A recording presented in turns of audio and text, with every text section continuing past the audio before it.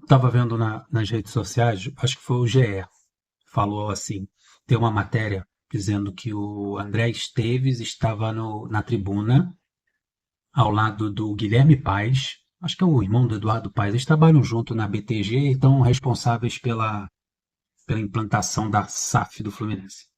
Estavam junto com o Mário, o Mário nem estava sentado do lado deles, o Mário estava próximo, próximo. É uma tribuna, irmão. Quem tem dinheiro senta na tribuna. Quem é presidente de clube senta na tribuna com os familiares.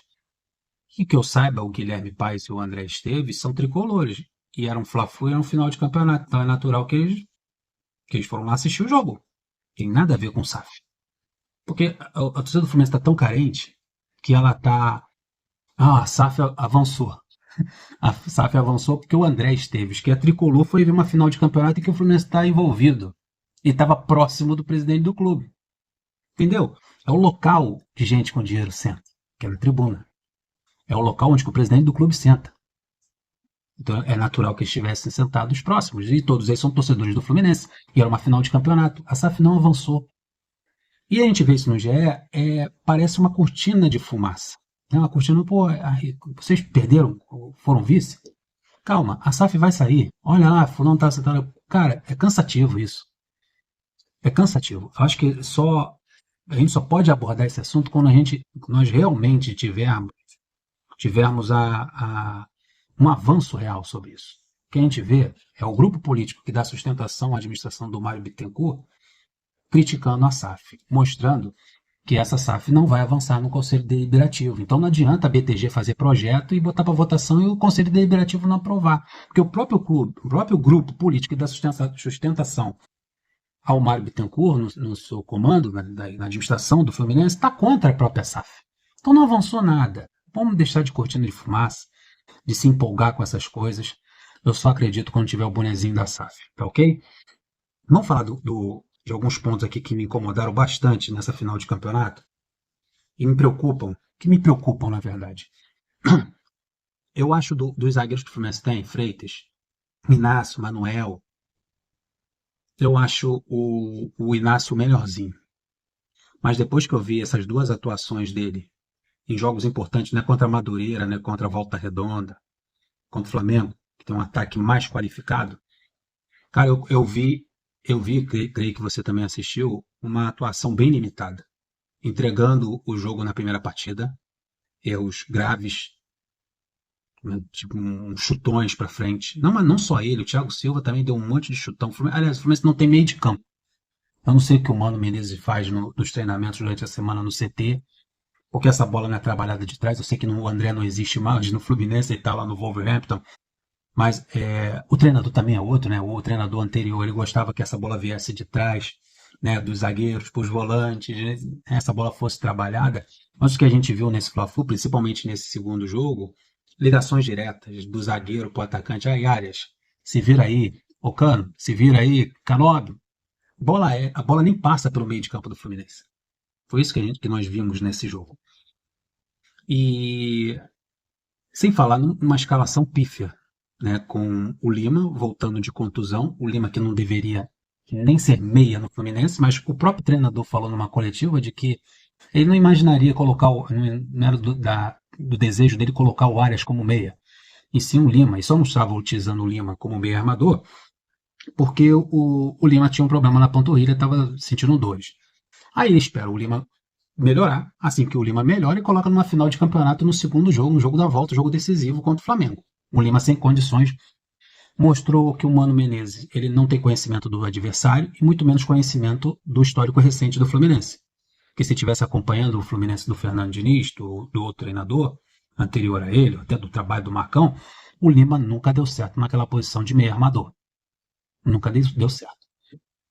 Espero que ele abandone isso depois desse Fla-Flu. Porque o Lima é muito bom como um camisa 8, como um volante um pouquinho mais avançado, né? Quando ele está bem fisicamente. E quando ele está bem fisicamente, ele não é essa Brastemp toda, né? Corridinha, marca, rouba uma bola, chuta pro gol, faz um golzinho ali, outro lado, aí cria aquele imaginário coletivo de que ele serve para alguma coisa, mas não é um jogador limitado. É um jogador que é para compor elenco, para entrar no segundo tempo, determinado jogo, isso por aí. Mas para ser titular numa final de campeonato é triste. Ainda mais vindo de contusão e mal fisicamente no jogo pegado, porra, eu chegando junto, 3 caras em cima, porrada comendo, corre dali, corre de lá, os caras correndo pra caramba, atrás de um prato de comida. Não tem como o Lima jogar. Como também o seu parceiro ali no meio de campo. E o Fluminense perdeu o Campeonato Carioca, principalmente no segundo jogo. Olha que o jogo foi 0-0 por não ter um meio de campo. Por não ter um meio de campo. O Fluminense não teve um meio de campo. Quando você entra em campo com Otávio e Lima, o Otávio é outro cara que também não se encaixou nesse tipo de jogo contra o Flamengo. Você pode se encaixar contra o Madureira e Volta Redonda, mas contra o Flamengo ele não se encaixou. Um jogo que exige mais força física, um jogo que exige mais velocidade, mais agilidade, um domínio e toca.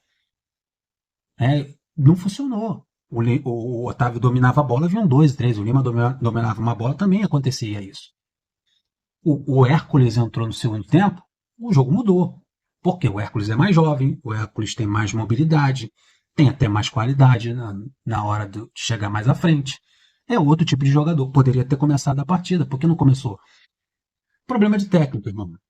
Você traz o Otávio lá, o cara veio do Atlético Mineiro, é experiente, tem 31 anos, já ganha a credencial de titular no time. Eu acho que essa credencial de titular no time tem que ser ganha, tem que ser conquistada com jogos, participações, com treinamento durante a semana. O cara chega num dia, no outro vira titular. Daí o moleque que estava lá como titular não é mais. Que foi o caso do Hércules. Cara, e outra coisa. Trouxe o Lescano. O Lescano tá agora com a seleção paraguaia. O Ganso só vai estrear na segunda rodada do Campeonato Brasileiro. Ok? Quando o Lescano voltar da data FIFA, que vai ter uma paralisação do Campeonato Brasileiro, eu gostaria de ver o Lescano jogar. Enquanto o Ganso não está recuperado fisicamente. Eu quero ver. Aí, se colocar o Lima novamente para jogar, porque para ele o Lima é melhor e não dá oportunidade para o garoto, como que está acontecendo com o Lavega, o ponto esquerda, que não entra em jogo nenhum, que poderia resolver a questão ali na ponta esquerda. O Canóbio não fez uma boa final de campeonato. Errou praticamente tudo no segundo jogo. O Keno foi mais útil do que ele ali, um veterano foi mais útil do que ele ali na ponta esquerda. Ficou muito limitada a marcação. O Keno é um jogador mais agressivo. Impressionante, né, a atuação do Canóbio. E quando o Canóbio desceu para ajudar na marcação, e deu passe errado, deu chute para o meio da área, com o atacante do Flamengo chegando de frente. Quero ver o Lavega jogar. Comprou, tem que botar para jogar. Pô, o Hércules custou quase 29 milhões de reais. Ele perde vaga pro Otávio. 29 milhões jogar no lixo. Uma coisa que está me preocupando é as laterais. Olha a atuação do Samuel Xavier, minha gente. Se não é o Samuel Xavier, é o Guga que joga ali pela lateral direita. Na lateral esquerda, o Fuentes. Graças a Deus, a assessoria de imprensa falou que é grau 2. Já está até caminhando. Já já vai estar de volta, graças a Deus. Se não puder jogar, quem vai jogar é o René. É o René que vocês viram no Fla-Flu, esforçado, marcou, correu, ajudou na marcação, mas não passou da intermediária na parte ofensiva. É preocupante. No setor defensivo, a dupla de zaga só tem o Inácio. Vai colocar quem? O Freitas do lado do Thiago Silva, o Manuel, o Thiago Santos volta para ser titular ao lado do Thiago Silva? É confiável? Você confia? Então há uma limitação no setor defensivo em que você só tem um jogador com grande qualidade para atuar por ali, que é o caso do Thiago Silva, que tem problemas no calcanhar, estava há pouco tempo afastado no departamento médico, e a gente não sabe quando esse calcanhar vai incomodar novamente. O Thiago Silva não pode jogar em grama sintética, estádio do Botafogo, estádio do Palmeiras. E as outras opções no setor defensivo são essas: Thiago Santos, Freitas e Inácio. Por aí vai. E um grande questionamento que a gente vê nas redes sociais é a torcida tricolor pedindo o afastamento, a demissão do Mano Menezes, né? Porque a gente vai ter uma data FIFA para poder trabalhar o time, que a torcida quer que venha um outro treinador, umas características um pouquinho mais próximas do anterior, que proponha o jogo, que faça com que essa bola venha trabalhada dos zagueiros com os meio-campistas até chegar ao ataque, não essa ligação direta. Essas limitações que a bola passa de qualquer jeito pelo meio de campo. Um time que trabalhe a bola, que seja ofensivo e que traga confiança para o torcedor. Cara, o Campeonato Brasileiro nem começou. E há uma grande má vontade com o trabalho do Mano Menezes. Um pouquinho mascarada por causa dos resultados contra o Volta Redonda, contra a Madureira, contra os times pequenos, mas que ficou bem flagrante nessa final contra o Flamengo. A gente quer competir. A gente quer jogar de igual para igual com os grandes clubes. Nós queremos voltar a ser campeão. A chance que nós tínhamos era no Campeonato Carioca. Nós temos uma Sul-Americana, nós temos um Mundial no meio do ano, nós temos um Campeonato Brasileiro que no ano de 2024 nós brigamos para não cair, a gente não quer passar por isso de novo.